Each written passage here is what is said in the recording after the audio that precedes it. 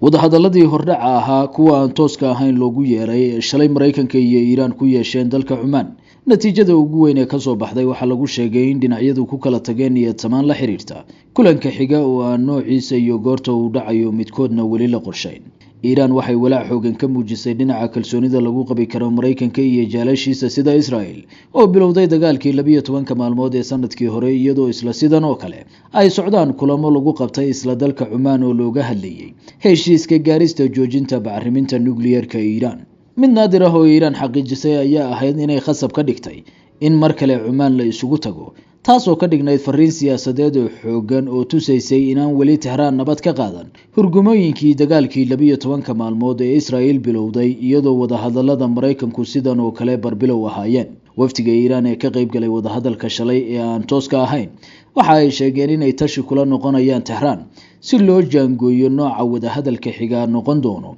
goorta la qaban doono iyo waxa ay docdooda golaha la tegi doonaan. waxay u muuqatay in saraga shalay Iiraan si hordhaca u cadaysay doonisaheeda la xiriira wadaxaajoodka ay si cad hoosta uga xariiqeen qodobada laga wada hadli karo oo sida xogo hoose wariyeen badankood ku saabsanaa danahooda istiraatiijiga ah ee siyaasadeed. waxaa lagu waramay inay miiska ka fogeeyeen qodobada Mareykanku doonayo inuu Iiraan kala heshiiyo oo kala ah joojinta bacriminta nuclear-ka, baabi'inta nidaamka gantaalaha ridada dheer ee wadankaas iyo joojinta kaalmooyinka Tehraan siiso kooxaha hubaysan ee gobolka. saddexdaasba waxaa xoguhu tilmaameen inaan Iiraan shalay miiska keenin, ha yeeshee ay muujiyeen inay u furan yihiin dhageysiga noocyada heshiis ee Mareykanku doonayo inuu Iiraan la galo, taasoo sababtay in wafuudu tashi kula noqdaan madaxdooda si loo qorsheeyo tallaabooyinka xiga. Donald Trump ayaa docdiisa sheegay inay Iiraan wada hadal meelgalah diyaar u tahay, isagoo sidii caadada ahayd iska sii watay hanjabaadiisa qusaysa inay hub tirobeela u direen xadad biyoodka Iiraan.